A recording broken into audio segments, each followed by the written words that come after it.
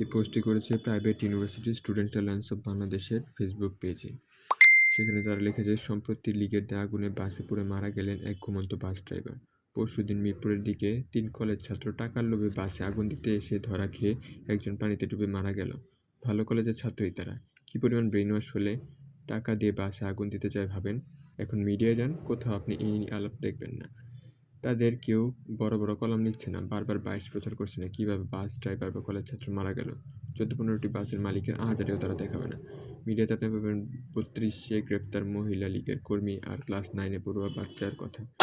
যে বাচ্চা এতই বঙ্গবন্ধু প্রেমিক যে সব বাদ দিয়ে 13 তারিখেই ৩২ গেছে মুজিবের বই নিয়ে ইট আনতে।